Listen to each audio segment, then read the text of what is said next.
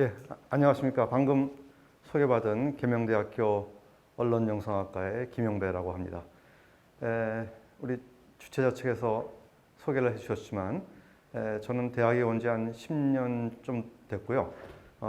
그 전에 이제 방송위원회라는 지금의 이제 방송통신위원회로 바뀌었습니다만은 방송을 총괄하는 기구에서 일을 했었고, 그 후에 이제 SK텔레콤에서 미디어 사업을 한 바가 있습니다.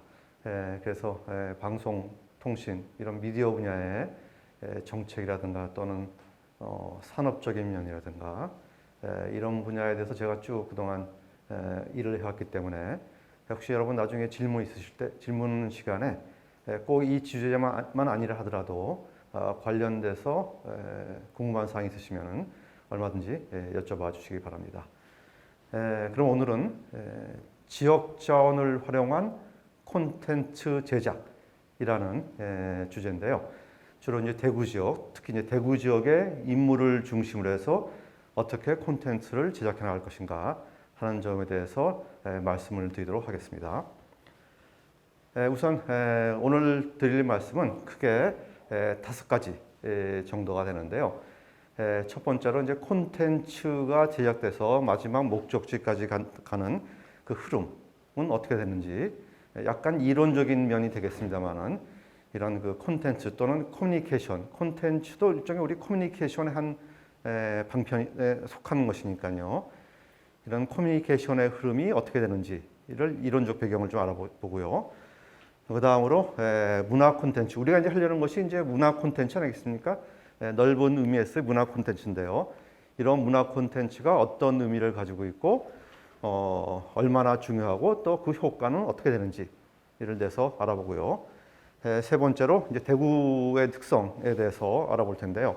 대구는 과연 어떤 지역인가 라는 것에 대해서 개략적인 면을 알아보겠습니다. 혹시 이 대구에 대해서 설명한다고 하는데 뭐 서울말을 쓰는 사람이 와가지고 대구에 대해서 설명하나 그렇게 의아해하시는 분도 있을지 모르겠습니다만은 오히려 이제 그 뭐라 그럴까요? 타자의 눈으로 보면 더 잘 보이는 면들이 있습니다. 그 안에 속한 사람들이 보는 것도 중요하지만은 다른 사람들의 제3의 시각으로 보는 것이 또 새로운 어떤 힌트를 주는 경우도 있으니까요. 그런 점을 감안해서 들어주셨으면 좋겠습니다. 다음으로 이제 우리가 이제 주제가 인물이니까요. 대구 출신 인물들은 과연 어떤 인물들이 있는가를 대해서 알아보고, 그 다음에 이런 것을 쭉 우리가 이런 4가지에 대해서 알아본 다음에 마지막으로 어떤 방식으로 표현할 것인가, 콘텐츠 제작에서 우리가 어떻게 접근해야 될 것인가 하는 점에 대해서 설명을 드리도록 하겠습니다. 우선 콘텐츠의 흐름인데요. 커뮤니케이션의 흐름이라고 흔히 얘기합니다. 조금 이론적인 면이 돼가지고 재미가 없을 수도 있는데요. 혹시 여러분 중에 이런 영상이라든가 미디어라든가 또는 언론학이라든가 이런 쪽을 전공하셨거나 지금 뭐 전공하신 분 계신가요? 안 계신 모양인데요. 이 그 소위 말하는 커뮤니케이션을 하는 학문들이 이제 여러 가지 명칭으로 불리고 있는데요. 뭐 언론 정보학이라든가 미디어라든가 우리 이제 계명대학교에서는 언론 영상학이라든가 또는 과거에는 신문방송학 이런 식으로 이제 많이 불리고 있는데, 그런 학문의 가장 어떤 그 기초가 되는 모델, 모형이라고 할 수가 있겠습니다. 그래서 이거는 좀 이론적인 면이긴 합니다만은 좀 알아두시면은 굉장히 쓸모가 많은 그런 모델이기 때문에, 그리고 또 어렵지도 않습니다. 굉장히 간략하고 쉽게 표현된 것이기 때문에 이게 한번 숙지해 두시면 좋지 않을까라고 생각되는데요. 이 모델은 미국의 정치학자인 해롤드 라스웰이라는 사람이 만든 모델입니다. 우리가 어떤 사회 현상을 표현할 때는 뭐 말로 표현하는 방법도 있고 통계 수치로 표현하는 방법도 있고 또는 뭐 그림이나 영상으로 표현하는 방법도 있고 여러 가지가 있습니다만은 그중 가장 심플하고 단순하게 하면서도 범용성, 즉 쓸모가 많은 그런 방법이 이제 모델을 활용하는 것이죠. 뭐 수학 같으면 수식으로 활용하죠. 근데 우리는 이제 사회과학이니까 수식이 아니라 이런 모델을 통해서 이제 그 전체적인 흐름을 나타내고 있는데요. 이 모델은 보시면 아시다시피 이제 샌더, 메시지, 채널, 리시버, 그리고 마지막에 이펙트까지 돼 있어가지고 각각의 머리 글자를 따가지고 S, M, C, R, E를 따가지고 흔히 SMCRE 모델이라고 많이들 얘기합니다. 그래서 흔히 SMCRE 모델이란 말 혹시 들으시면은 저게 커뮤니케이션의 흐름을 표현한 모델이구나 라고 생각하시면 좋을 것 같은데요. 우리가 보통 이제 얘기할 때도 SMCRE 모델이라고 얘기하고 저도 이제 학교 수업 시간에 학생들한테 많이 강조를 합니다. 이건 꼭 알아둬라 하면서 이제 강조를 하는 그런 모델 중에 하나인데, 물론 이제 커뮤니케이션에서는 많은 모델이 있습니다만은 그 중에 가장 초기의 모델이면서도 가장 심플하게 나타낸 모델이기 때문에 제가 또 굉장히 좋아하는 그런 모델이기도 합니다. 한번 보겠습니다. S 그러면 샌더죠. 즉 메시지를 보내는 사람입니다. 보내는 사람 샌더 또는 뭐 커뮤니케이터라고도 얘기도 하고, 또는 우리말을 바꾸면 송신자라고 말하기도 합니다. 즉 어떤 메시지 콘텐츠를 만드는 사람들입니다. 그러니까 여러분들이겠죠. 여러분들이 앞으로 콘텐츠를 만들려고 하는 사람들이니까 이런 콘텐츠를 만드는 사람을 샌더라고 하고, 그 다음에 메시지의 내용, 즉 이게 콘텐츠가 됩니다. 메시지의 내용이 되겠죠. 어떤 메시지를 담을 것인가 하는 것이 되겠고요. 그 다음에 채널입니다. 어떤 방편으로 우리가 보낼 것인가. 예를 들면 유튜브를 이용할 것인가, 또는 홈페이지를 개설해서 홈페이지에 띄울 것인가, 또는 방송을 할 것인가. 이런 여러 가지 채널. 이걸 얘기하는데 이걸 흔히 우리가 이제 미디어라고 얘기합니다. 어떤 미디어를 사용할 것인가라고 얘기하고, 그다음에 리시버, 누구한테 전달할 것인가. 흔히 이제 수용자라고도 얘기하죠. 일반 상품 같으면 소비자가 되는 것이고요. 일반 상품 같으면 여기가 생산자가 되는 것이고 여기가 소비자가 될 것입니다. 근데 우리가 어떤 콘텐츠를 만들어서 누군가한테 보낼 때는 우리 어떤 목적을 가지고 하죠. 어떤 효과를 내기 위해서 할 것인가.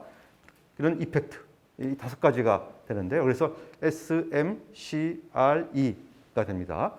그래서 우리 모이신 분들의 이제 커뮤니케이션의 그 과정을 한번 이 SMCRE 모델에 대입해서 한번 보자면은, 우선 여러분들은 샌더에 속되니까 송신자에 속하고요. 그다음에 콘텐츠를 만드는 사람들이죠. 그럼 이 사람들이 어떤 사람들인가 하는 것이죠. 여러분들은 대구 청년학교에서 수강하고 있는 분들이니까 아마 대구 지역에 살거나 또는 대구 지역의 문화에 관심 있는 젊은 층들이라고 해서 우리가 규정을 할 수 있겠죠.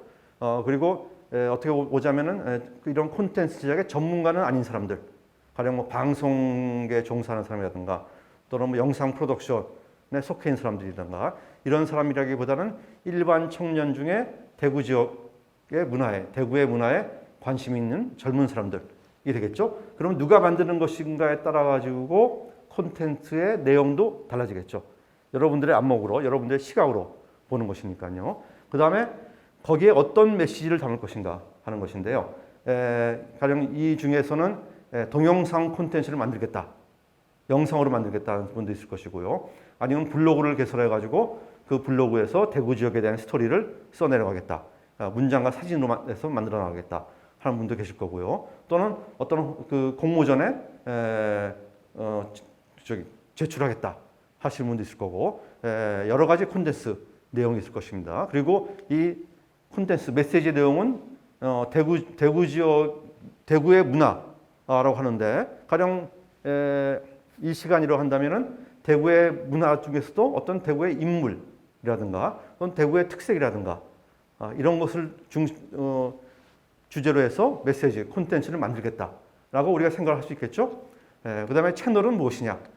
채널 아까 얘기했다시피 우리가 뭘 통해서 보낼 것인가 하는데요. 최근에는 가장 많이 활용되는 것이 유튜브라든가 또는 쇼 콘텐츠를 만든다든가 또는 대구시 홈페이지에 게시할 수 있게 한다든가 이런 여러 가지 방안이 있을 것이고요. 그 다음에 이 리시버, 우리가 누구를 대상으로 만들 것인가 하는 것인데 이게 또 상당히 중요합니다. 그리고 이게 또 파악하기가 별로 쉽지 않아요. 우리가 대구의 콘텐츠로, 대구의 문화에 관련된 콘텐츠, 대구의 인물에 관한 콘텐츠를 만든다고 할 때 그 대상을 대구 시민으로 할 것이냐, 아니면 대구 지역 외의 사람을 할 것인가, 아니면 대구에 사는 대구 시민이라 하더라도 어떤 연령층을 대상으로 할 것이냐, 이런 것에 따라서 굉장히 달라지겠죠. 그래서 이것을 파악하는 것이 굉장히 그렇게 쉽지는 않은 그런 작업이 되겠고요. 그 다음에 무엇 때문에 만드느냐? 대구를 알리기 위해서 만드느냐? 단순하게 알리기 위해서 만드느냐? 아니면 이걸 통해서 대구 지역에 사람들이 더 많이 관심을 갖게 하기 위해 할 것이냐? 그래서 그걸 통해서 많은 사람들이 방문하게 해서 이 지역의 경제 활성화, 산업 활성화를 위해서 할 것이냐? 이런 것으로 이제 흐름이 나타나게 되는데, 그 다음에 만들고 난 다음에 피드백, 어떤 반응이 있느냐 하는 것인데요. 예를 들면 그 방송국이라면 시청률 조사에 시청률 몇 %가 나왔다로 표현할 수가 있을 것이고, 유튜브라면 구독자 수와 조회수 이런 걸로 표현할 수가 있겠죠. 블로그라고 한다면 방문자 수, 그다음에 거기에 대한 댓글들 이런 것들로 우리가 나타낼 수가 있으니까요. 그래서 처음에 콘텐츠를 만들 때 이 모델에 따라 가지고 한번 스스로가 한번 기획안을 만들어 보는 것이 굉장히 중요한 것 같습니다. 나는 어떤 사람이고 무엇을 위해서 콘텐츠를 만들고 누구를 대상할 것이고 그 목적은 무엇이냐. 그래야지 내가 만든 콘텐츠가 하나의 주제를 가지고 한 방향으로 흘러갈 수 있게 되는 것이죠. 이런 어떤 그 전체적인 흐름을 무시하고 만들게 되면은 잘못하면은 주제가 너무 산만해지거나 또는 주제가 한 곳으로 모이지 않거나 또는 주제가 무엇인지 모르게 되거나 또 누가 대상인지 모르게 되거나 이럴 가능성이 있습니다. 그래서 이론적인 백그라운드긴 하지만은 이런 모델을 염두에 두고 한번 콘텐츠 제작에 작업을 하시면은 조금 도움이 되지 않을까 하는 생각에서 한번 소개를 드려봤습니다. 이제까지 했던 얘기들이죠. 누가 어떤 콘텐츠를 어떤 경로로, 즉 어떤 미디어를 활용해서 누구에게 무엇을 위하여 만드느냐, 그리고 그 결과는 어떻게 되느냐.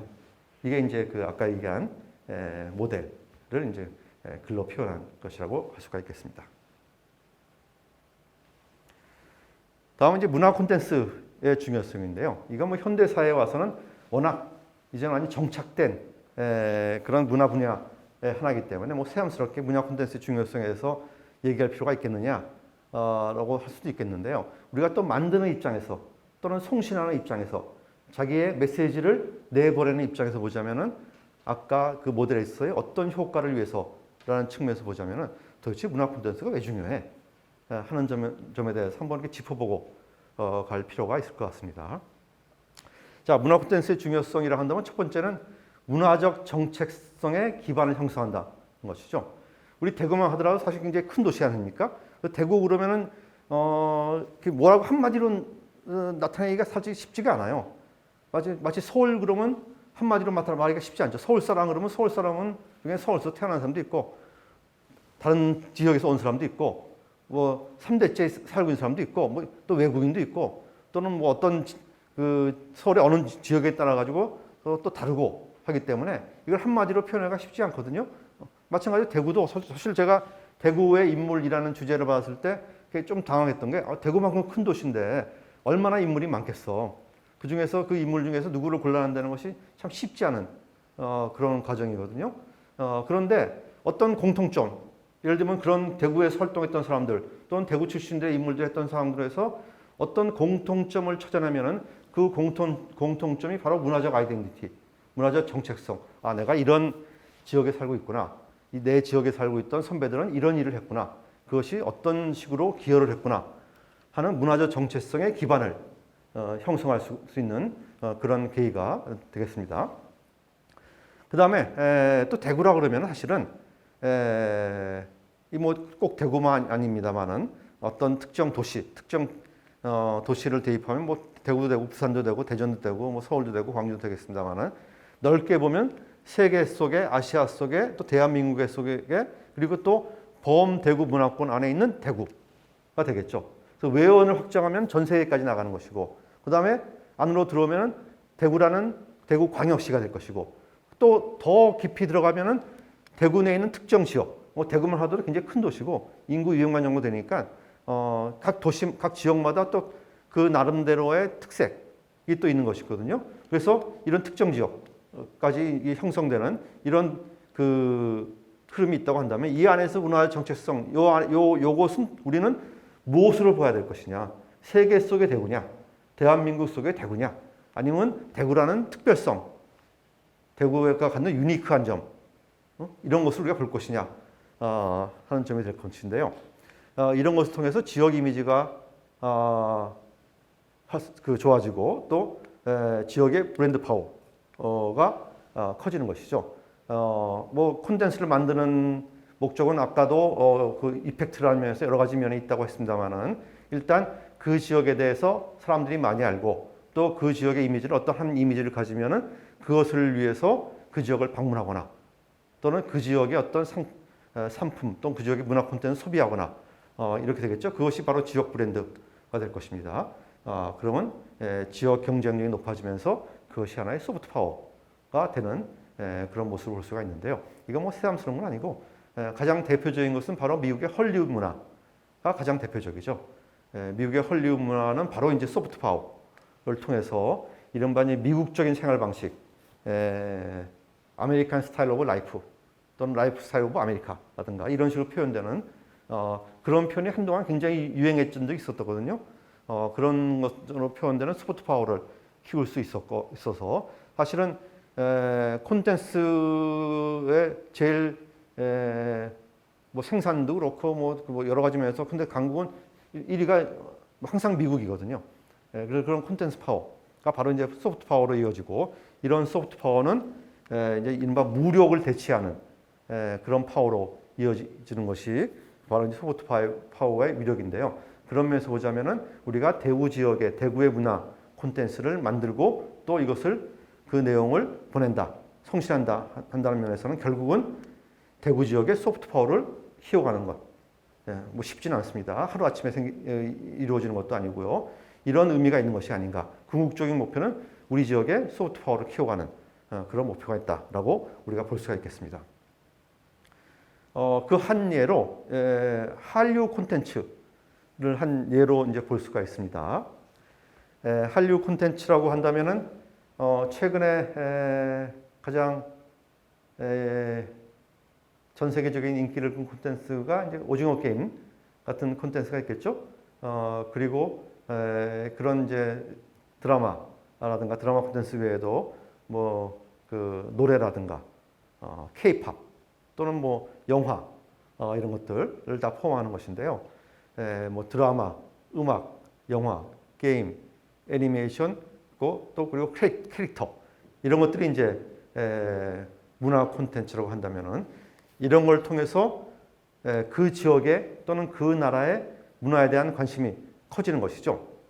그러면서 국가 이미지가 상승되고 비로소 이제 소프트 파워라는 것이 생기기 시작합니다. 그러면 자연스럽게 그 나라가 만든 물건, 상품 또는 그 나라와 관련된 상품이 어느 정도 신뢰성을 갖게 되는 것이죠. 예를 들면 메이드 인 코리아라고 한다면 1960년대의 메이드 인 코리아는 신뢰성의 상징은 아니었거든요. 이제 막 산업화하기 시작한 그런 상태이기 때문에 아주 초기의 상품들은 경공업 제품들, 뭐 인형이라든가 또는 가발 이런 것들인데요. 지금은 뭐 IT까지 넘어왔으니까요.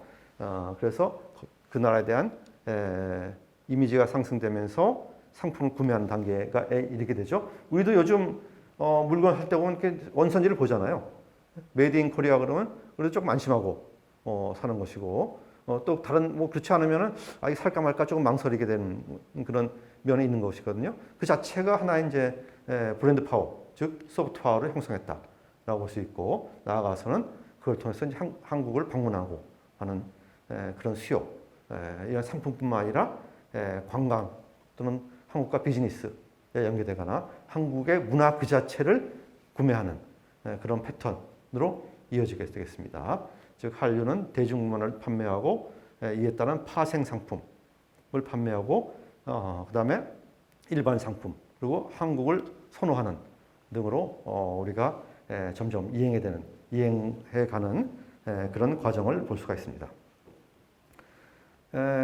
뭐 대중문화 이런 것들 드라마, 음악, 영화, 게임 이걸 통해서 한국 스타에 대한 호의적 태도 그리고 대중문화 상품의 수출 확대 오징어 게임이라는 콘텐츠를 통해서 거기에 출연했던 사람들이 굉장히 유명해지는 그리고 인스타 팔로워 갑자기 뭐 몇십만, 몇백만으로 늘어나는 등 그런 현상들을 우리가 볼 수가 있고요.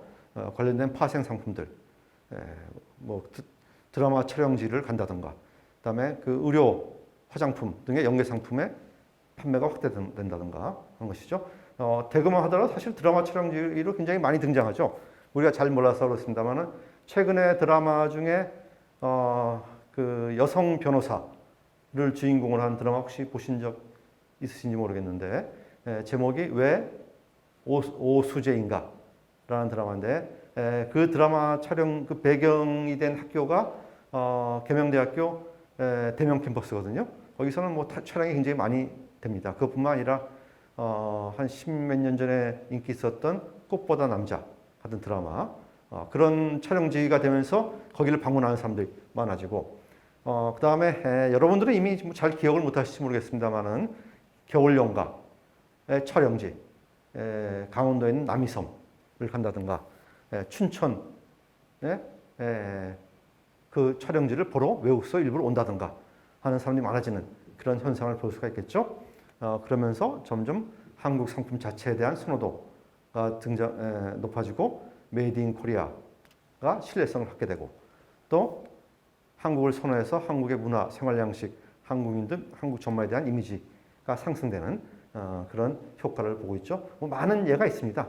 많은 예가 있는데 예를 들면은 넷플릭스에서 방영했던 킹덤이라는 좀비 영화 혹시 보신 적 있으신가요?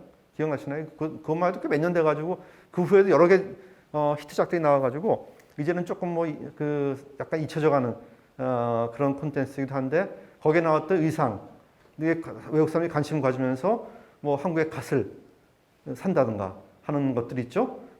그런 것들로 이어지는 현상이라고 할 수가 있겠습니다.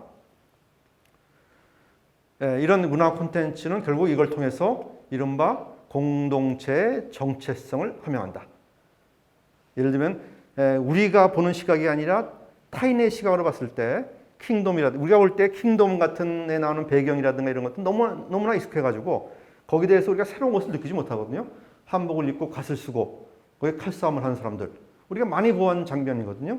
사극이라든가 드라마에서 많이 봐온 장면이기 때문에 거기에 대해서 우리가 별로 신기함을 느끼지 않지만은 그런 것을 타자의 시각으로 봤을 때 신선한 면이 있다라는 걸 통해서 다시 우리한테 반영되는 것이죠. 그래서 여기에 우리의 정체성이 있는 거구나. 다른 나라 사람들은 외국인들은 즉 우리 문화가 아닌 제3자의 시각으로 볼 때는 저것이 한국의 어떤 정체성인 것으로 파악을 하는구나 라고 볼 수가 있겠습니다. 그것뿐만 아니라 유튜브에 보면은 우리가 찍은 거리 풍경하고 외국인이 찍은 거리 풍경을 대조해 보시면 약간 다릅니다. 약간 다른 걸 느낄 수가 있어요.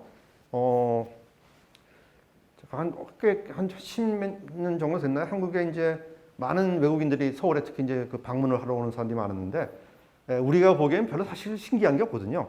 우리가 보기에는 한국의 도시들은 전부 다 현대적인 건물만 있고 오래된 건물은 별로 남아있지 않아가지고 굉장히 아쉽다. 그리고 공원도 많지 않다. 이렇게 우리는 항상 생각을 해왔는데 그 사람들의 시선을 보자면은 현대적인 건물과 그 다음에 오래된 고궁 또는 한옥 이 같이 있는 풍경이 굉장히 새롭다는 거예요. 그래서 그걸 통해서 한국의 어떤 특색을 찾는 그런 경향이 있거든요. 또 그런 얘기를 듣고 또 보면은 또 색달라 보여요. 또 예를 들면 한옥을 배경으로 저 멀리 현대식 건물들이 있는 그런 풍경들을 보면은 굉장히 또 색달라 보이고 그러면 이게 현대와 옛날이 공존하는 도시가 서울의 이미지인가? 일반 보통 사람들이 그 외국인들이 받아들이는 서울의 이미지구나 하는 것을 우리가 타자의 시각으로 알 수 있는 그런 정체성을 가지게 되죠. 그래서 그럼 이런 도시에 살고 있다는 것은 어떤 새로운 의미가 있겠구나 하는 공동체의 구성원으로서 갖는 어떤 그런 편익들이 있겠죠. 또 그를 통해서 지역의 경제 효과, 고용과 소득 효과를 가져오는 측면도 있습니다. 그리고 그를 통해서 권위를 부여한다는 겁니다. 훌륭한 문화가 높은 위신과 자부심을 부여해서 이런 지역에 살고 있는 우리는 굉장히 좋은 지역에 좋은 도시에 살고 있구나. 그러니까 우리가 어떤 행동을 해야 되겠구나 라든가 어떤 가치관을 형성해야 되겠구나 하는 위신과 자부심을 부여하는 특성이 있어서 따라서 문화상품은 결국은 권위를 부여하는 오소리티를 부여하는 상품이다 것이다라고 우리가 이해를 할 수가 있겠습니다. 그럼 대구를 한번 구체로 보자면요. 뭐 다 아시겠습니다만은 인구로 보자면은 전국 4위입니다. 서울, 부산, 인천. 다음가는 230만 정도 되나요?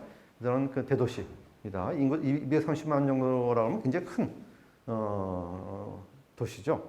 근데 그게 이제 대구광역시만을 따지면 그런 거고, 우리가 이제 대구 그러면 사실 대구광역시만을 따지는 것이 아니라 이른바 대구 문화권, 범대구 문화권으로 보자면은, 즉 도시권으로 보자면은 전국 3위입니다. 수도권과 부산, 울산권, 뭐 부울권이라고 얘기하는데요. 부산, 울산권이 하나로 이어져 있으니까요. 범대구권이라면 전국의 3위가 정도 되죠. 이따 뭐 지도를 보여드리겠습니다만은 대구를 중심으로 한 경북 일부분과 그다음에 대구가 붙어 있는 경남의 일부 도시들 여기까지 포함해서 우리가 대구권이라고 흔히들 얘기하니까요. 그리고 역사적으로 보자면은 조선시대부터 경상감영이 있다는 것이죠. 경상감영이 있다는 것은 경상남북도의 중심 도시였다고 할 수가 있겠습니다. 그래서 우리 대구의 위치를 보자면 경북에서는 가장 밑에 있고, 그리고 경남에 붙어 있는 그런 도시가 대구광역시거든요. 그러니까 경상감영이 있기에 딱 좋은 그런 위치였다는 것을 우리가 알 수 있죠. 즉 경북 및 경남 북부 서부권의 중심 도시다 봅니다. 그리고 도시의 특성을 보자면은, 저는 처음에 한 10여 년 전에 대구에 살기 시작하면서 굉장히 새로웠던 것이, 야, 대구는 자기 차가 필요가 없구나 그런 것입니다.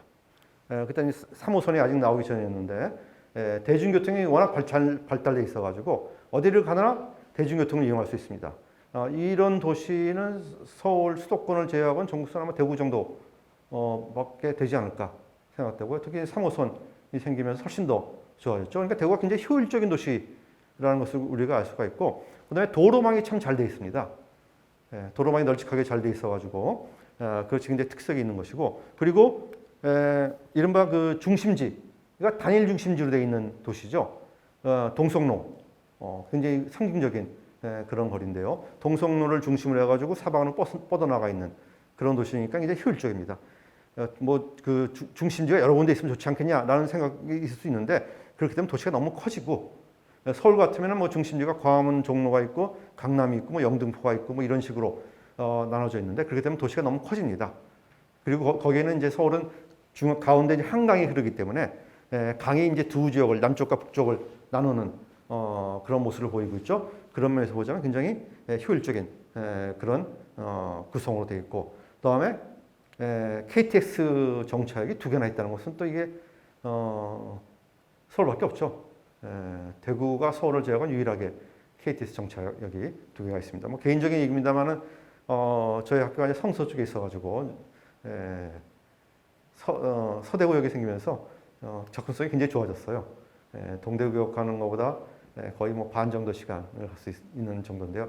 예를 들면은 과거에 외국 가려면 인천공항을 가야 됐는데, 이제는 뭐 김포공항을 간다든가 또는 뭐 대구공항을 이용하면 된다든가 이런 정도의 느낌이 된 것이죠. 굉장히 편리해진 그런 측면이 있고, 그것뿐만 아니라 전국의 모든 중심 도시에 2시간 이내에 이동이 가능합니다.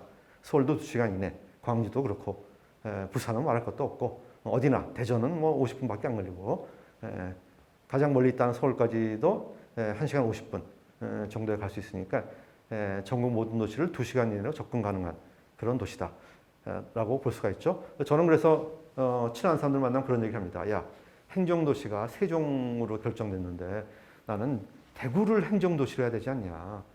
어디나 다 2시간에 갈 수 있는 전국의 유일한 도시가 대구인데, 왜 더군다나 대구는 인프라가 다 정비되어 있는 도시거든요. 새로 도시를 만들 필요가 없어요. 건물 몇 개 지으면 되는 겁니다. 중심지에 건물 몇 개 지거나 또는 중심지에 약간 떨어진 지역에 건물 그 단지를 만들어서 건물 몇 개 지으면 충분히 인프라를 감당할 수 있는 도시가 되니까, 대구를 행정도시로 만들려고 주장을 했어야 되는데 왜 안 했는지 좀 의아하다, 뭐 그런 얘기를 하는데요. 뭐 농담 삼아 얘기하지만 사실 농담이 아니라 진짜로 그렇게 생각합니다. 세종도 신도시를 만들 때 그런 주장을 했어야 되지 않는가라는 생각을 하는 만큼, 그만큼 가장 중심지에 있는 그런 지역이다. 지리적인 면에서 보자면은 이런 특색이 있습니다.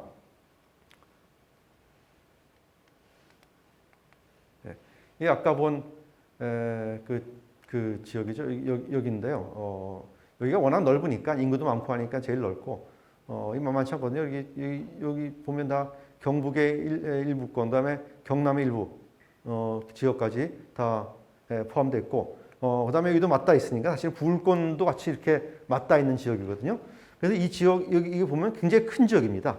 앞으로 이제 그 발전 가능성이 그런 큰 지역이라고 할 수가 있겠습니다. 지도를 보면 우리가 알 수가 있는 것이죠. 다른 지역은 비교적 이렇게 좀 떨어져 있습니다. 비교적 떨어져 있는데 여기는 두 대도시권이 이렇게 맞닿아 있는 그런 대도시권이기 때문에 앞으로 여러 가지 면에서 굉장히 크게 발전 가능성이 있는 그런 지역이다. 물론 제가 지금 뭐 지역 전문가는 아닙니다만은 또는 도시 전문가도 아닙니다만은 이런 지도를 보더라도 그런 면이 있다는 것을 우리가 알 수가 있겠습니다. 그래서 이런 데서 우리가 조금 힌트를 얻으면은 조금 우리의 콘텐츠, 우리의 메시지를 더 외연을 확장할 수 있는 그런 계기가 될 수 있거든요. 우리의 생각을 더 확장시킬 수 있는 대구 광역시에서 벗어나가지고 범대구권에서 벗어나서 대한민국의 동남권으로까지 우리가 확장시킬 수 있는 그런 힌트를, 아이디어를 줄 수 있는 것이 아닌가라고 생각합니다. 그럼 도대체 대구 출신 유명인들은 누가 있나? 라는 것인데요. 잠깐 물 한 잔 마시겠습니다. 결론적으로 얘기하면 대구 출신 유명인들은 너무 많습니다. 너무 많아. 누구를 추려야 되는지 하기가 애매할 정도로 대구의 인물 그러면 너무 많죠. 우리가 서울의 인물 그럼 뭐 서울의 인물 그러면 별로 신경 안 쓰거든요. 사실 대구의 인물 그러면 사실 우리 별로 신경 안 씁니다. 왜? 너무 많으니까. 그리고 대구가 한 조그만 도시가 아니라 큰 도시이기 때문에 이와 관련된 그 인물들이 너무나 많은 거예요. 그래서 그 중에 누구를 택해야 되는지 굉장히 애매해집니다. 그거는 이제 개인의 또 선호도에 따르겠죠. 내가 어떤 성향의 사람을 좋아한다든가, 어떤 계통의 사람들을 좋아한다, 어떤 분야의 사람을 좋아한다든가, 자기의 관심 분야에 따라 달라질 텐데요. 그럼에도 불구하고 이 주제가 이제 대구의 인물을 활용한 이제 지역 콘텐츠 만들기니까 한번 뽑아봤습니다. 뭐 5가지 영역으로 나누면은 정치, 경제, 사회, 문화. 우리 흔히 이제 일반적으로 나눌 때 정치, 경제, 사회, 문화 이렇게 나누지 않습니까? 5가지 분야를 뽑아봤는데요. 일단 정치 분야에서는 이건 또 호불호가 워낙 많이 갈리는 분야이기 때문에 제가 구체적인 인물에 대해서는 얘기를 하지 않겠습니다. 얘기를 하지 않겠지만 사실은 굉장히 많은 정치 지도자들을 배출한 데가 이 지역이죠. 뭐 호불호가 갈리고 평가는 여러 가지가 있습니다만은 객관적으로 사실로 봤을 때는 많은 그래도 리더들을 배출한 도시가 되겠고 특히 그뿐만 아니라 해방 이전에는 독립운동가들도 많이 배출한 지역이 이 지역이 되겠습니다. 그래서 워낙 많아가지고 이 사람들을 일일이 언급하기에는 좀 문제가 있을 것 같고 경제 분야로 봐서는 이건 아주 독보적이죠. 경제 분야에 있어서 경제인들이라고 한다면은 우리가 이제 그 사람들을 어떤 뭐 재벌이라는 눈으로 봐서 그러는데 따지고 보면 그때는 그 사람들은 창업가고 기업가들이거든요. 업을 새로 일으킨 사람들, 새로운 어떤 그 산업을 일으킨 사람들. 지금은 뭐냐면 벤처입니다, 벤처. 벤처 창업자들이거든요. 그때는 얼마나 초라했겠어요. 삼성만 하더라도 조그만 미국상에서 출발한 사람이니까요. 그런데 지금은 이제 전 세계적인 기업이 됐으니까. 그러니까 어떻게 보면 혁신가입니다. 경제라는 분야에서 보자면 창업가면 혁신가들이기 때문에 이런 사람들도 뭐 여러 사람도 있기 때문에 이것도 뭐 구체적인 인물은 제가 언급을 하지 않겠습니다. 여러분들이 워낙 잘 아시는 분야이기 때문에 나름대로 자신의 어떤 관심 분야에 따라 가지고 그 스토리를 쭉 따라가 보면은 굉장히 재밌을 것 같습니다. 그래서 그건 여러분들 개인의 판단에 맡기도록 하겠고요. 사회 분야에서 보자면 이 사회 변화를 선도한 사람들, 이른바 선구자들이 꽤 있는데요. 이건 이제 인물뿐만 아니라 그 어떤 그 운동, 무브먼트 측면에서 보자면 이제 굉장히 중요한 의미를 가지고 있는 것이 바로 대구거든요. 예를 들면 2.28 같은 경우, 그다음에 국채보상운동 같은 경우, 뭐 좀 나중에 또 구체적으로 설명을 드리겠습니다만, 최근에는 코로나 사태 의료진들은 굉장히 우리한테 큰 그 감명을 준 그런 사람들이 하지 않습니까? 우리 한때 코로나로 인해 가지고 대구 지역이 굉장히 많이 코로나 환자가 발생해가지고 굉장히 위기에 빠진 적이 있었는데요. 그때 헌신해진 의료진들이라든가 이런 사람들, 뭐 우리가 이름을 다 알지는 못합니다만은 그런 사람들의 스토리가 각자의 스토리가 다 있을 겁니다.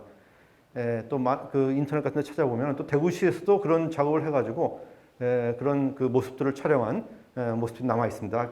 그래서 그런 모습을 활용한 콘텐츠 제작도 되겠고요. 근데 문화예술 분야에서도 굉장히 많습니다. 문화예술 분야에서 많다는 거는 그냥 일반적으로 많은 게 아니라 새로운 흐름을 창시한 사람들이죠. 근대 문학 초기에 있어가지고 그 전까지에 없었던 새로운 것을 만들어내는 사람들. 이런 사람들이 그 문화예술 분야에 상당히 많이 있습니다. 그래서 여러분이 뭐 보시면 다 아시는 분들이고 또 동의를 안 하실 수도 있겠습니다만은 한번 제 나름대로 몇몇 분을 한번 뽑아봤습니다. 혹시 이 사람 아시나요? 얼굴 보신 적 있으세요? 사진 보신 적 있습니까? 뭐 하는 사람일 것 같아요? 이 사람이 화가입니다. 화가. 굉장히 유명한 화가인데 자화상입니다. 본인의 자화상. 이 그림을 제가 직접 본 적이 있습니다. 서울에 가면 덕수궁의 국립현대미술관에 가면 이 그림이 있습니다. 혹시 여러분들 가실 기회가 있으면 가서 꼭 보고 오십시오.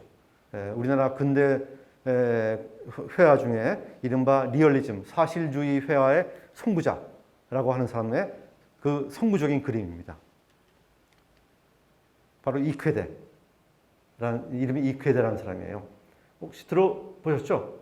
네, 많이 들어보셨을 겁니다. 근데 그림은 별로 이렇게 소개될 기회가 없는 것 같은데, 그리고 또 한국 사실주의 미술의 뿌리라고 불리는 사람입니다. 그러니까 뿌리라고 불리면 새로 했다는 거예요, 새로. 뭐, 남들이 다 한 걸 따라가가지고 거기서 뭐 좋은 그림을 남겨가지고 그랬다는 것이 아니라 한국 미술사의 새로운 획을 그었다. 라는 것이죠. 예를 들면 뭐 과장일지 모르겠습니다만 한국 미술계의 피카소라고 할 수 있죠. 피카소가 유명한 것은 그림을 잘 그려서가 아니라 새로운 것을 보여준 사람이거든요. 지금 우리가 피카소의 그림을 보면은 마치 뭐 코가 옆에 있고 뭐 눈이 뒤로 돌아가 있고 그런 모습을 보면은 뭐 저 초등학생이 그린 그림 아니야? 라고 하는데 그게 이른바 입체주의의 효시라는 거잖아요. 그래서 크게 평가를 받는 거거든요. 남이 안 했던 것을 새로 한 것이니까요. 그런 의미에서 이 사람은 굉장히 큰 의미가 있는 그런 사람이다 할 수 있습니다. 이것도 부인의 초상화입니다. 1930년부터 해방을 거쳐가지고 1950년 무렵까지 활동을 했습니다. 그래서 20세기 한국 미술의 거장이라고 불리는데 칠곡태생입니다. 칠곡태생의 대지주의 아들로 태어난 모양이에요. 이제 그림이나 예술은 사실은 굉장히 경제적인 지원이 없으면 하기 힘든 그런 것이니까요. 근데 모든 그 예술인들이 마찬가지입니다만은 마지막에 굉장히 어렵게 사신 걸로 알려져 있습니다. 이남 사녀 중 막내로 출생했고 대구 수창 보통학교, 수창 초등학교를 졸업한 분입니다. 한국의 미켈란젤로라고도 하는데요. 아쉽게도 이분이 이제 6.25년이 끝나고 이제 월북을 했습니다. 그래서 평가를 못 받았어요. 그동안 우리나라에서 쭉. 근데 북한에 가서도 별로 행복하지 못했습니다. 북한에 가서 선동화에 이용당해가지고 결국은 그렇게 해피하지 않은 불행한 삶을 마친 것으로 알려져 있는데요. 그래서 그동안 알려져 있지 않았었는데 최근 들어서 많은 사람들한테 알려지게 돼 있죠. 꼭 한번 보고 오시기 바랍니다. 제가 이 사람을 꼽은 이유는 아까 말씀드렸다시피 새로운 흐름을 만든 사람이다. 겁니다. 한국 미술계에 이제까지 없었던 것을 가져온 사람이라는 의미에서 이쾌대라는 사람을 뽑았고요. 또 제가 또 이 그림을 굉장히 또 인상적으로 봤어요. 덕수궁과가 특별전을 했었는데 바로 눈앞에서 이 그림을 보니까 실물을 보니까 굉장히 그 뭐랄까요 감동이라고까지는 그러지만 하여튼 새롭게 다가오더라고요. 그냥 이름만 듣고 사진으로만 보던 것을 떠나가지고 실물을 볼 수 있다는 것에 굉장히 큰 의미가 있었다라고 생각이 돼서 이분을 한번 꼽아봤습니다. 두 번째는 앵무라는 분인데 이분 이름 혹시 들으셨습니까? 앵무라는 분 이름? 앵무새가 아니라 사람 이름입니다. 예명이에요, 예명. 이분입니다. 이 할머니인데요. 이거는 1937년에 조선민보에 나왔던 기사입니다. 당시 뭐 일제시대니까 이제 일본어로 된 신문인데요. 세상의 거울이란 뜻이에요. 비경의 교남학교에 2만 원을 투자하다, 기부하다라는 것인데 앵무산 여사의 미학 이렇게 되어 있죠. 교남학교가 지금 어느 학교인지 혹시 아십니까? 교남학교? 지금의 대륜고등학교.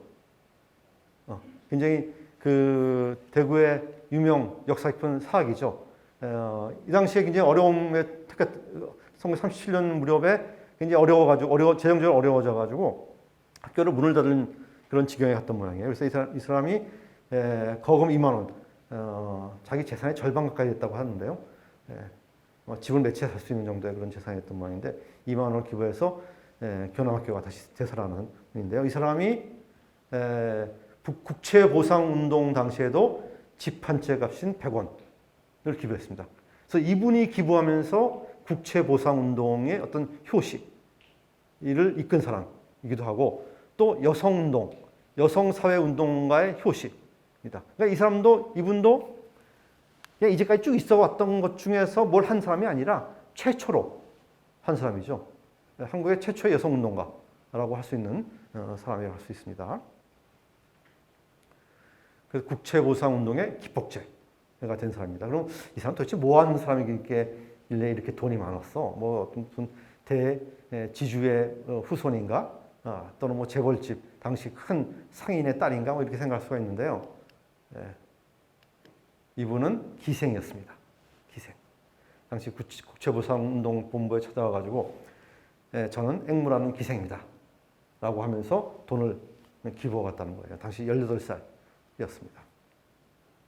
그래서 국채보상운동이 여성 주체의 최초의 근대적 여성운동의 시초다. 라고 우리가 평가를 받는 겁니다. 그 계기를 만든 것이 당시 18살의 앵무라는 기생이었다는 거죠. 여권시장의 계기를 마련하고 여성 독립운동의 밑거름이 된 사람이라고 할 수 있는데요. 이런 분들이 우리가 아직 잘 알려지지 않고 평가를 못 받고 있죠, 사실은. 그래서 새로운 시각으로 바라보면은 새로운 인물들이 또 이제 발굴되는 법이죠. 이 당시 1937년도에 이렇게 연세가 어떻게 될지 모르겠는데 18세는 굉장히 당시는 뭐 여러분보다 훨씬 더 어린 그런 분이었다고 우리가 볼 수가 있겠죠. 1989년생이십니다. 그리고 해방 직후에 돌아가셨습니다. 그러니까 1937년이라고 한다면은 이분이 48, 9 정도, 50이 채 안 된 그런 나이였겠죠. 지금은 치면 뭐 이제 나이든 중년 정도의 나이라고 볼 수 있죠. 사진을 보면 지금과 달리 때는 노화가 더 빨리 와서인지 아니면 흑백 사진이라서 그런지 몰라도 훨씬 더 나이 드시게 보이긴 합니다만 거의 이제 다 현업에서 물러나서 편히 지내고 있을 때 재산을 어느 정도 모았겠죠. 그 재산을 2만 원이나 기부하고 한 사람이라고 볼 수 있죠. 그래서 이런 사람도 그냥 뭐 기부한 사람이 아니라 큰 재산을 기부한 사람이 아니라 최초로 한 사람이기 때문에 굉장히 중요하죠. 여성운동가 또는 여성 독립운동가로 중요한 것이 아니라 최초의 여성운동가, 그 계기를 만든 사람이기 때문에 중요한 것이죠. 이거 따지고 보면 어떻게 보면 그 시대를 보자면 이노베이터입니다. 혁신가. 기업을 만든 사람도 혁신가지만, 새로운 산업을 만든 사람도 혁신가지만, 새로운 무브먼트, 새로운 사회 흐름을 만들어낸 사람도 우리가 혁신가라고 할 수 있죠. 그 당시 이노베이터, 훌륭한 이노베이터라고 할 수 있죠. 앵무 여사. 교남학교의 전 재산인 절반이 2만 원을 기부했다. 혹시 주위에 대륜고등학교 출신 지인이 있으시면 만나시면 한 말씀을 해보시죠. 대륜고등학교에서는 아마 가르칠지도 몰라요. 학교 역사 같은 것을 얘기하면서 한번 여쭤보시기 바랍니다. 그 다음에 귀명창의 도시 대구입니다. 귀명창이란 얘기는 혹시 들어보셨습니까? 귀명창. 명창, 그럼 우리 판소리를 잘하는 사람이라고 알려져 있죠? 판소리를 잘하는 사람이 있으면은 그것을 평가해 주는 사람이 있어야 됩니다. 저 사람이 정말 훌륭한 소리꾼이구나 하는 것을 알아보고 그걸 평가해 주는 사람이 있어야 되는데 대구가 바로 그런 지역이었다 합니다. 귀명창이 있어야 소리명창이 있다. 그것을 알아주는 사람이 있어야지 그 문화가 발전한 겁니다. 일종의 메세나입니다. 메세나. 지금도 클래식 음악, 대중음악은 대중들이 지원해 레코드 CD를 사고 또는 스트리밍을 구독하고 하면서 그것이 자신의 어떤 수입원이 되지만은 그렇지 않은 이른바 고전음악 또는 클래식 또는 우리나라의 민속음악 이런 것들은 누군가가 지원을 해줘야 되죠. 누군가 지원을 해줘야 되는데 그런 사람들 우리가 메세나라고 하지 않습니까? 그런 지원 활동들을 소리꾼도 당시 마찬가지였겠죠. 소리꾼도 일반 민중들, 일반 대중들이 와가지고 요금을 내고 듣는 그런 형식이 아니었으니까 마당에 앉아가지고 극장에 있는 것도 아니고 어떤 큰 그 저택의 마당에서 이렇게 판소리 하면은 대중들이 듣고 그러면 그걸 후원해 주는 사람이 누군가 있어야 되는 그런 시스템이었는데 그것이 잘 됐던 데가 바로 대구라고 합니다. 그래서 대구는 귀명창의 도시다. 귀로 그 사람이 명창인지 아닌지를 판단할 수 있는 사람들이 많았던 그런 도시다라는 겁니다. 즉 창을 잘하는 소리꾼, 소리명창을 분별할 수 있는 청중, 귀명창이라고 하죠. 일제 때 대구는 판소리 고장이었다. 비록 조선시대에 판소리 명창을 배출하지는 못했으나 판소리의 멋을 이해하고 즐길 줄 아는 기명창이 많았던 도시이다. 전국의 여러 명창은 경상도 출신이 대다수였고 박녹주는 영남 출신 선배 이화중선, 김초양 등과 후배 박기희, 박주양 등과 함께 대구를 판소리의 공장으로 만든 지역이었다. 이게 대구 이야기라는 김종호 선생님이 쓰신 대구 이야기라는 책에 나와 있는 내용입니다. 그래서 이런 사람이 있었기 때문에 이런 판소리가 이어지고 그런 명창들이 계속 활동할 수 있었다라는 것을 우리가 알 수 있습니다. 국악인의 든든한 힘, 든든한 지원자. 그래서 현대적 의미의 메세나입니다. 이게 또 어떻게 보자면은 우리가 이제 문화 콘텐츠를 경험제 또는 신뢰제라고 하거든요. 경험제라는 것은 우리가 영화를 보러 갈 때 그 영화가 재밌을지 없을지 잘 모르잖아요. 보지 않으면 그 가치를 우리가 알 수 없는 그런 그 상품이나 서비스를 우리가 경험제라고 하거든요. 그래서 영화라든가 또는 연극, 드라마 이런 것이 대표적인 경험제입니다. 그래서 그걸 알아주는 사람이 있어야 되고 그런 것들은 또 신뢰제적인 특성을 가지고 있다고 그래요. 신뢰제라는 건 뭐냐면은 우리가 어떤 사람은 팝송을 좋아하고 어떤 사람은 재즈를 좋아하고 어떤 사람은 클래식을 좋아하는데 각각 좋아하면은 거기에 대한 우리가 지식이 있어야 되거든요.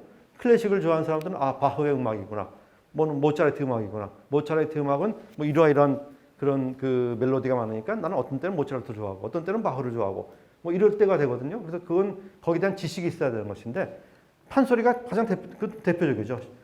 판소리를 구별할 줄 아는 그런 능력이 있어야지 우리가 그것을 좋은지 아닌지를 알 수가 있거든요. 그래서 신뢰적인 특성이 있다는 것이죠. 그래서 이런 사람들은 이 김영창들은 바로 판소리에 대한 전문가들이었다. 이 내용을 잘 아는 사람들이었다. 그렇기 때문에 이런 문화들이 계속 계승될 수 있었다라고 할 수가 있겠습니다. 근대 음악의 뿌리, 워낙 유명한 현재명과 박태준, 동무생각, 청라운동. 저 어릴 때부터 굉장히 좋아했던 그런 노래고 또 지하철역도 이제 청라운동역으로 바뀌어가지고 훨씬 더 친근감이 있더라고요. 제가 카메라만 없으면 노래 한번 부르고 싶은데 동무생각이라는 노래를 부르고 싶은데 그건 관두도록 하겠습니다. 그다음에 산문진 나루토 다 아시죠? 산문진 나루토로 유명한 것이 피아노가 처음 들어온 나루토. 우리나라에서 최초로 피아노가 상륙한 그런 곳입니다.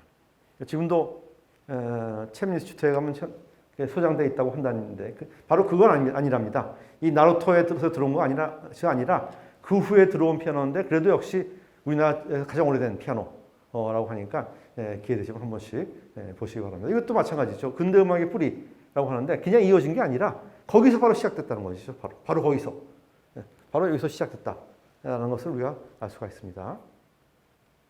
문인들 많죠. 이성화, 빼앗긴들에도 본문론가 우리 드랑길 거기가 빼앗긴들이라고 하지 않습니까? 그다음에 이육사 같은 경우에는 고향은 안동이지만 대구에서 활동한 사람입니다. 또 제 아버지 고향이 또 안동이에요. 그래서 제 아버지가 선친께서 대구에서 중고등학교를 나오셨습니다.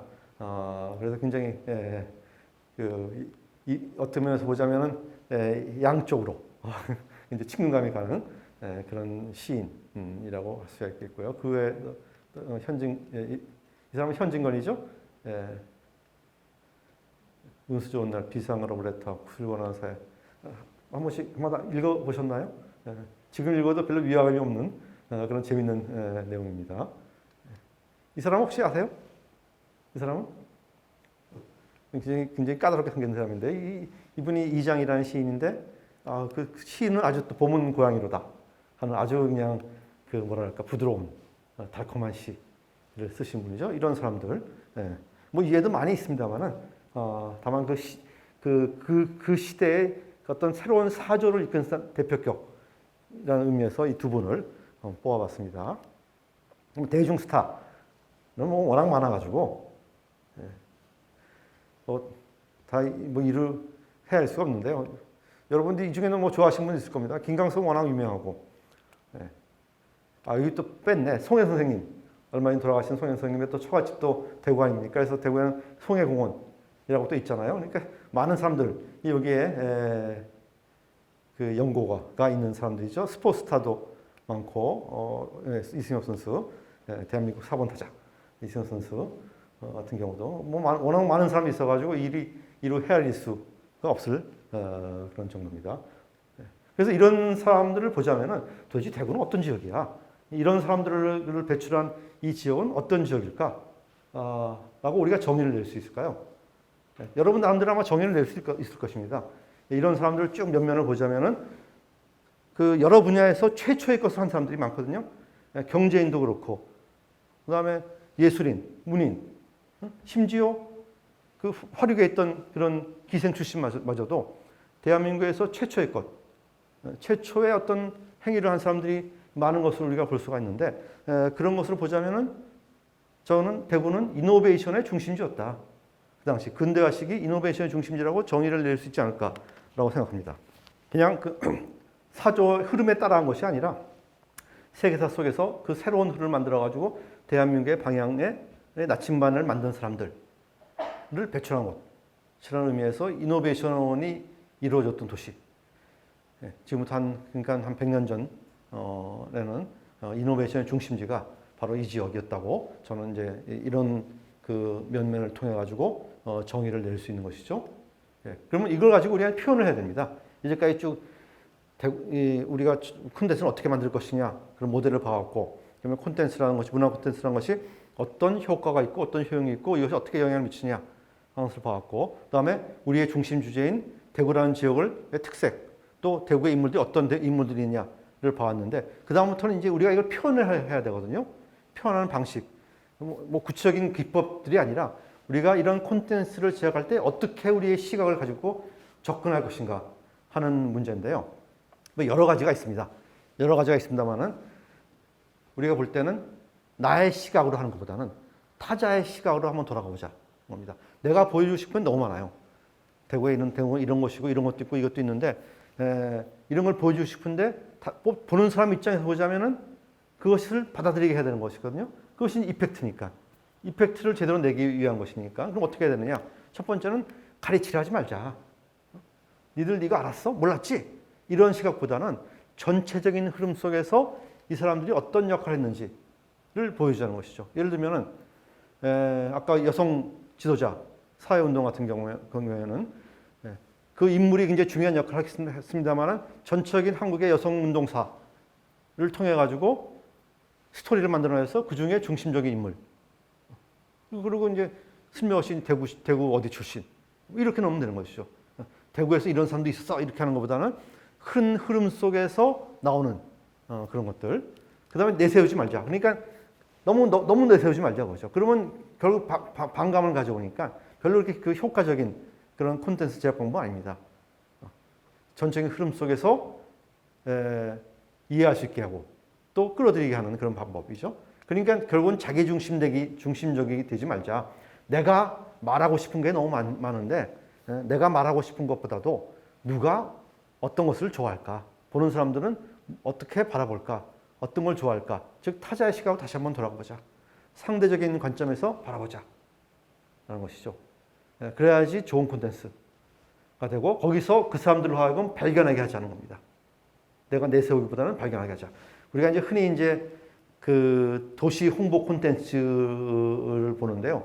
그럼 도시에서 각 지방자치단체에서 꽤 많은 돈을 들여가지고 각 시의 홍보 콘텐츠를 만드는데 별로 그렇게 많이 안 봅니다. 많이 안 봐요. 왜 안 보냐? 안 봐도 뻔하거든요. 그 내용이 뭔지 알거든요.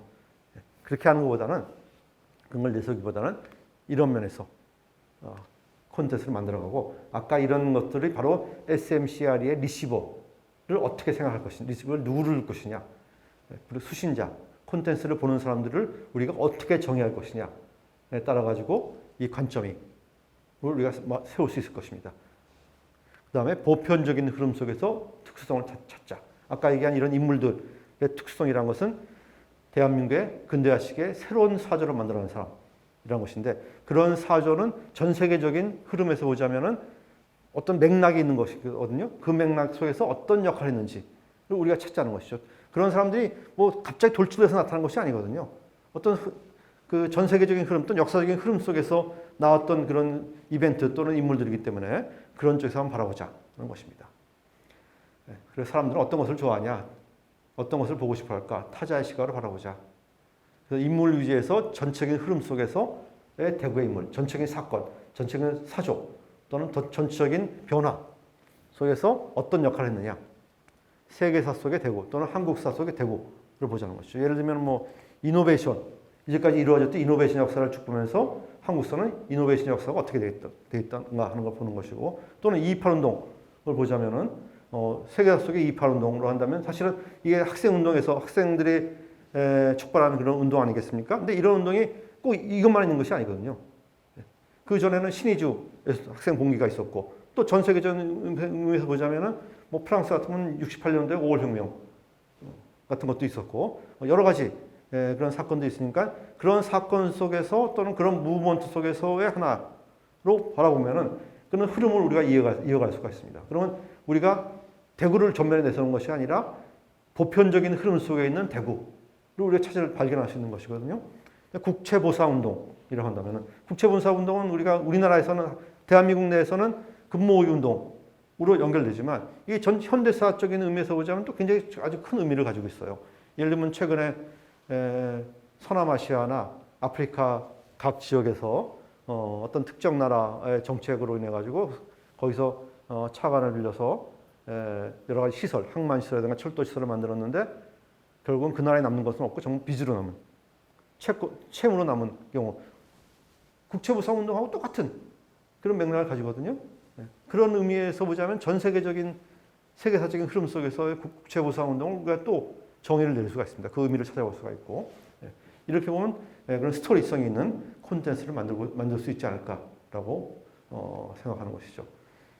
그래서 시간이 있으면 최근에 인기 있는 도시를 소개한 영상을 한번 보여드리고 싶은데 딱 보니까 시간이 1시간이 딱 됐거든요. 그래서 요건 여러분들이 한번 보십시오. 최근에 인기 있는 영상들을 보면은 제가 이제까지 말씀드린 것처럼 뭘 내세우질 않아요.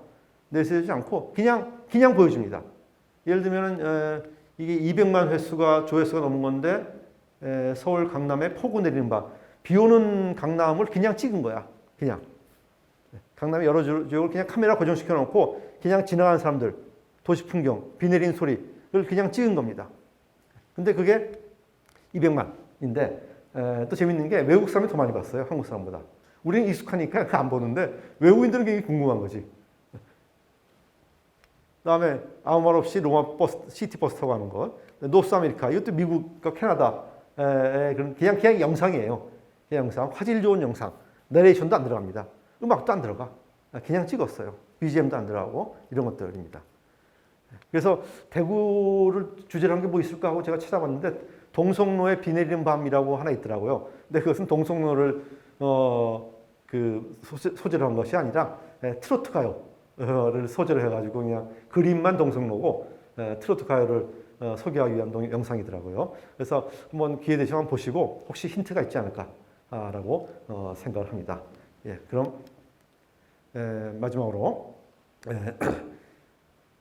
콘텐츠는 누구를 대상으로 왜 만들어야 되느냐 이걸 우리가 파악하고 그다음에 이런 콘텐츠는 우리한테 아이덴티티 즉 정체성의 확립과 자부심을 주고 마지막으로 결과적으로 부가가치를 창출한다. 그리고 대구는 중심도시이고 이제까지 역사적인 맥락에 보자면 근대화 이후에 근대화 시기가 또 산업발전 시기, 산업화 시대의 시기에 이노베이션의 발상지다. 이노베이션의 고장이다 볼 수 있고 그래서 이런 인물들을 나의 콘텐츠의 목적 무엇을 위해서 내가 콘텐츠를 만드느냐에 맞게 선정해서 한번 스토리물을 만들어보자. 그럴 때는 타자의 시각으로 접근하자. 나의 시각으로 보는 것이 아니라 다른 사람들이 보면 어떻게 볼 것인가 하는 타의 시각으로 보고 그다음에 전체적인 흐름 속, 보편성 속에서 유니크함, 특성을 찾아보자 라는 것으로 결론을 내리도록 하겠습니다. 1시간 동안 들어주셔서 감사합니다. 이것을 마치겠습니다. 그럼 혹시 질문이 있으시면은 질문을 받는 시간을 갖도록 할까요? 하나만. 네. 저번에도 그렇고 수업 중에 역사에서 뭔가를 많이 찾아보는 것들을 수업으로 많이 들었는데 SNS가 이만큼 활성화되니까 사실상 문화라는 게 그런 역사 속에서 어떤 의미와 스토리를 발견하는 게 좀 의미가 없어질 정도로 관심이 없지 않을까 사람들이. 그렇다면 우리가 꼭 좀 그런 것들에 대한 건 마이너로 약간 남겨두고 새로운 문화가 어떤 메이저의 문화로 자리 잡도록 좀 그런 걸 연구하면 어떨까 하는데, 그럼에도 불구하고 역사적인 것들은 잊지 말고 계속 컨텐츠나 이런 것들로 남아 있어야 되는 걸까? 아니면 그냥 저 뒤편에 남겨두고 새로운 문화가 형성되는 걸 누리는 게 더 나은 걸까? 이런 거에 대한 생각이 좀 약간 아주 좋은 질문인 것 같습니다. 두 가지 시각인 것이죠. 새로운 것에 초점을 맞출 것인가, 아니면 역사적인 문맥으로 볼 것이냐. 이 두 가지 아마 시각이 있는 것 같은데요. 제가 말씀드린 것도 바로 그런 거거든요. 새로운 것에 초점을 맞추되 그것이 돌출된 것은 아니니까요. 뭔가 배경이 있는 것이고 뭔가 보편적인 흐름 속에서 나온 것이니까 그런 것을 만약 예를 들어 새로운 것만 너무 초점을 맞추다 보면 그것에서 사람들이 잘 이해를 못할 수가 있거든요. 이게 어떤 배경이 있을 텐데, 어떤 흐름 속에 나왔을 텐데 이것이 가지고 있는 의미가 무엇인지 라는 것을 우리가 또 표현해주면 그것이 하나의 스토리를 만들 수 있지 않을까라고 생각하거든요. 예를 들면 뭐 락밴드, 인디밴드 같은 경우에 인디밴드의 어떤 콘텐츠를 만든다 할 때 인디밴드는 사실 사람들한테 이해를 받기가 쉽지 않아요. 그걸 좋아하는 사람들은 이해할 수 있지만은 인디밴드의 노래라든가 그런 것들은 그 이해하기 쉽지 않은 그런 특성을 가지고 있잖아요. 그럴 때 대구 지역의 어떤 그런 인디밴드라든가 어떤 그런 새로운 음악의 흐름이라든가 이런 게 나왔을 때 그 전체적인 음악의 흐름 속에서 어떤 의미를 갖고 있는지, 그래서 대구에서 그 밴드나 이 지역에서는 그걸 어떻게 해석하는지 이를 첨가하면 그게 하나의 스토리가 될 수 있지 않을까라고 생각되는 것이죠. 그냥 그 콘텐츠만을 가지고 주제를 내세우면은 남들한테 타자의 시각으로 볼 때는 이해하기가 쉽지 않은 그런 면이 있지 않을까라고 생각되는 것입니다. 예, 또 아주 좋은 질문이었습니다. 여러분들이 많은 고민을 하고 있다는 것을 충분히 알 수 있는 그런 질문이었던 것 같습니다. 예, 질문 없으시면 이걸로 끝내도록 할까요? 괜찮겠습니까? 예, 그럼 장시간 동안 감사합니다.